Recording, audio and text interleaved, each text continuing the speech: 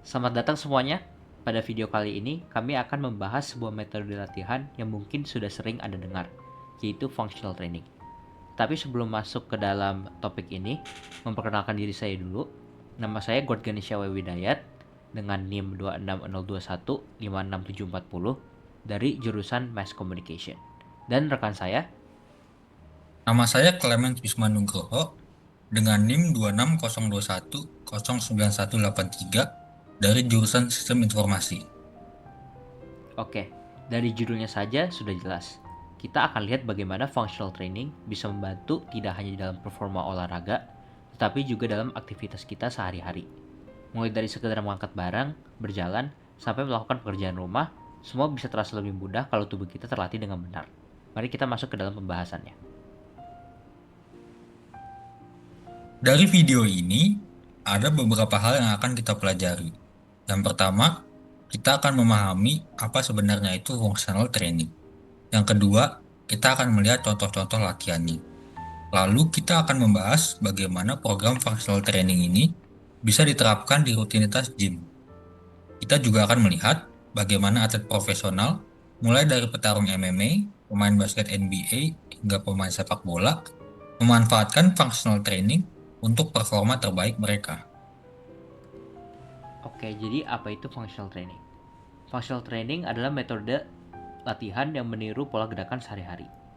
Jadi kalau biasanya latihan di gym fokus ke otot tertentu atau bisa dikatakan isolasi, functional training justru fokus ke gerakan. Misalnya squat mirip dengan gerakan duduk dan berdiri, deadlift mirip dengan cara kita mengangkat barang dari lantai, lunge mirip dengan kita naik tangga. Artinya latihan ini melatih tubuh agar lebih efisien, stabil, dan kuat. Dengan kata lain, ini adalah latihan untuk kehidupan nyata, bukan hanya untuk terlihat bagus di depan cermin secara estetika. Functional training juga mempunyai sistem memberikan kita sistematis supaya tubuh kita jadi lebih kuat, stabil, dan siap menghadapi aktivitas apapun dalam kehidupan sehari-hari. Ada banyak alasan mengapa functional training itu penting. Latihan ini membuat aktivitas sehari-hari menjadi lebih mudah. Bayangkan jika Anda harus memindahkan meja, ataupun Anda harus jongkok untuk mengikat sepatu. Kalau tubuh kita terbiasa dengan pola gerakan itu, semuanya jadi terasa ringan. Tidak hanya itu, functional training ini mencegah cedera, terutama di area yang sering bermasalah seperti punggung dan lutut. Banyak orang cedera bukan saat olahraga, tapi karena aktivitas kecil sehari-hari. Functional training ini membantu menguatkan otot penopang supaya lebih tahan. Kita juga nggak bisa melupakan kalau latihan ini efisien.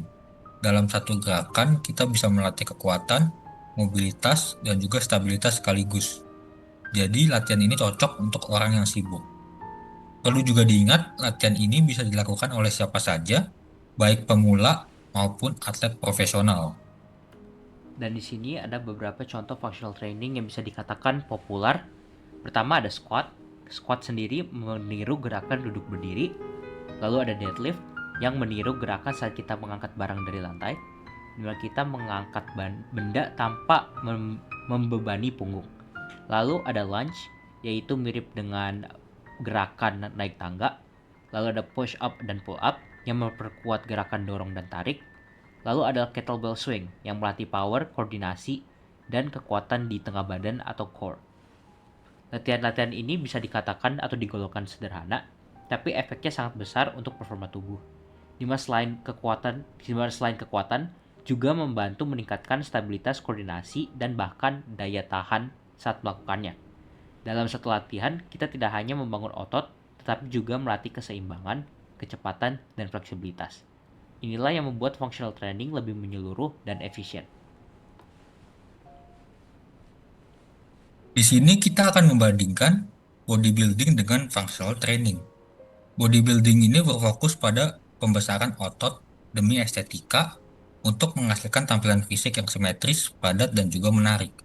Latihan biasanya dilakukan dengan mesin atau isolasi otot, sehingga satu bagian tubuh dilatih secara spesifik. Tujuannya lebih ke arah bentuk dan visual, bukan fungsi. Kalau untuk functional training, ini tuh ditekankan untuk efisiensi tubuh dalam bergerak. Latihan dilakukan dengan free weight, resistance band, hingga gerakan natural seperti squat, lunge, atau push and pull. Tujuannya adalah untuk melatih otot secara terpadu, meningkatkan koordinasi, stabilitas, keseimbangan, serta kekuatan yang benar-benar bisa dipakai dalam aktivitas sehari-hari maupun performa segala macam olahraga. Oh, mungkin ada pertanyaan, bagaimana kita bisa menerapkan functional training dalam rutinitas gym? Di sini kami memberikan program gym day 7 days a week atau 1 week yang lebih berfokus kepada gerakan-gerakan yang bisa dikatakan fungsional. Pertama ada hari 1 yang fokus kepada lower body atau core, yaitu squat, deadlift, lunge, plank, dan kettlebell swing. Yang kedua upper body dan stability, push up, pull up, overhead press, dan farmer's carry. Bisa dilihat dari hari 1 dan kedua, walaupun hanya satu set workout, kita tidak hanya fokus pada satu aspek atau terisolasi satu aspek.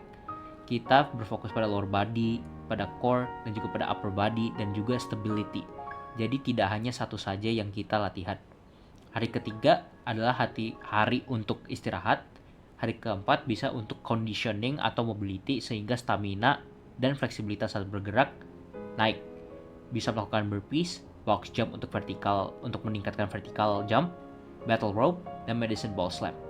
Battle rope sendiri juga bisa dikatakan salah satu workout yang populer untuk meningkatkan stamina sebuah atlet.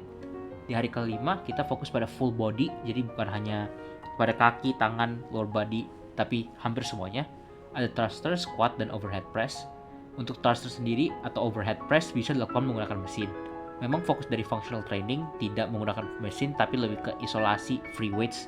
Tetapi tidak apa-apa untuk memakai mesin, yang penting ada balance dengan functional training, atau programnya tidak hanya diisi oleh mesin saja.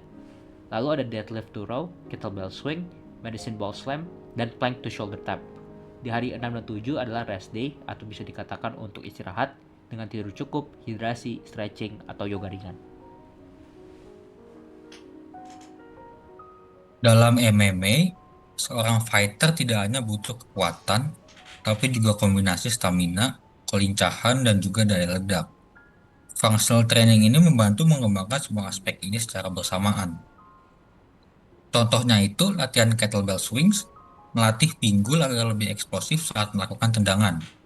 Battle rope membantu meningkatkan daya tahan bahu dan lengan, yang sangat penting, terkhusus saat menyerang atau bertahan di ronde yang intens dan melelahkan. Selain itu, Turkish get up sering digunakan untuk melatih transisi dari posisi ground ke berdiri, mirip dengan situasi nyata di oktagon saat fighter harus bangkit setelah berada di terlentang di matras. Intinya, functional training ini membantu tarung lebih efisien dalam bergerak, lebih tangguh dalam menahan serangan, dan juga lebih eksplosif dalam menyerang. Oke, dari contoh ini kita bisa lihat adalah Leon Edwards. Leon Edwards sendiri adalah fighter yang juga dikenal mempunyai tubuh yang bisa dikatakan estetika. Jadi functional training walaupun tidak fokus dalam isolasi otot, masih saja bisa membantu membuat fisik yang bisa dikatakan lean dan juga estetik. Dan dari workout tadi juga terlihat bahwa Leon walaupun juga memakai mesin, tetapi fokusnya adalah pada core strength di mana dia melakukan hal-hal itu dengan postur berdiri, bukan duduk. Untuk di NBA, functional training ini berperan besar dalam mendukung performa atlet yang harus bergerak cepat, melompat tinggi, dan juga tetap stabil meski terjadi kontak fisik. Latihan seperti box jump membantu pemain meningkatkan daya ledak untuk melakukan slam dunk ataupun block. Lalu single leg lunge sangat penting untuk melatih keseimbangan, karena di lapangan pemain sering mendarat dengan satu kaki setelah melompat. Selain itu, latihan seperti medicine ball rotational throw melatih kekuatan rotasi tubuh yang berguna saat melakukan passing cepat atau melakukan crossover dribble dengan kontrol penuh. Functional training ini juga berfungsi untuk mencegah cedera, khususnya di lutut dan pergelangan kaki, yang merupakan cedera paling umum di basket. Dengan core dan lower body yang kuat, pemain bisa lebih aman dalam setiap lompatan dan juga pendaratan. Dalam contoh ini kami mengambil Shai Gilgeous-Alexander, pemain dari Oklahoma City Thunder, dan fokusnya dalam trainingnya dikatakan oleh trainernya sendiri adalah untuk membuat functional strength, di mana dia badannya bisa dikatakan relatif lean atau tidak banyak otot, Tetapi memang itu poinnya, dimana dia ingin mendapatkan kekuatan yang bisa dipakai dalam lapangan basket. Jadi dari latihan-latihan ini, mereka semua melatihkan tentang gerakan, motion, coordination, sehingga kekuatan yang dia dapatkan, walaupun dia tidak menjadi otot yang kekar atau besar, bisa dipakai secara fungsional di lapangan basket. Lalu di sini ada contoh yang lain, yaitu untuk sepak bola. Di sepak bola ini, functional training membantu pemain meningkatkan kelincahan, kecepatan, dan juga daya tahan untuk bermain selama 90 menit penuh. Latihan seperti agility ladder melatih kecepatan kaki dan koordinasi yang penting untuk menggiring bola melewati lawan. Farmer's carry melatih kekuatan genggaman dan bahu, berguna saat duel fisik mempertahankan posisi tubuh dari lawan. Selain itu, single leg deadlift sangat bermanfaat karena hampir semua gerakan di sepak bola dilakukan dengan satu kaki sebagai tumpuan, baik saat menendang, sprint, ataupun saat mendarat setelah lompat menyundul bola. Yang juga nggak kalah penting ini, functional training ini membantu mengurangi resiko cedera dalam sepak bola, yaitu hamstring dan lutut. Ini sering terjadi pada pemain sepak bola karena intensitas sprint dan perubahan arah yang mendadak. Oke, dari contoh yang kita ambil adalah Cole Palmer, pemain dari Chelsea. Bisa dilihat dari training videosnya, semua gerakannya kebanyakan fungsional, di mana dia tidak terlalu menggunakan mesin, tetapi melakukan free weights dengan cara berdiri. Dan Cole Palmer sendiri bisa dikatakan kurus, dan juga bisa dilihat dari video-videonya, weights yang diangkat tidak terlalu berat. Tapi walaupun begitu, dia dapat mendapatkan functional strength yang dia gunakan untuk menggiring bola, sehingga dia tidak mudah untuk di-tackle atau dihilangkan posisinya. Jadi memang functional training sangat berguna untuk mendapatkan strength yang bisa dipakai dalam olahraga itu sendiri. Jadi kesimpulan presentasinya, jadi apa yang bisa kita simpulkan? Functional training itu bukan sekadar latihan untuk penampilan, tapi untuk performa dan kualitas hidup. Di sini kami ingin mengajak teman-teman, cobalah mulai memasukkan functional training ke dalam rutinitas latihan. Tidak perlu langsung intens atau rumit, cukup mulai dari latihan sederhana seperti squat, push up, atau plank. Lalu tingkatkan perlahan. Dengan begitu kita bukan hanya berlatih untuk penampilan, tetapi juga untuk performa dan kualitas hidup yang lebih baik.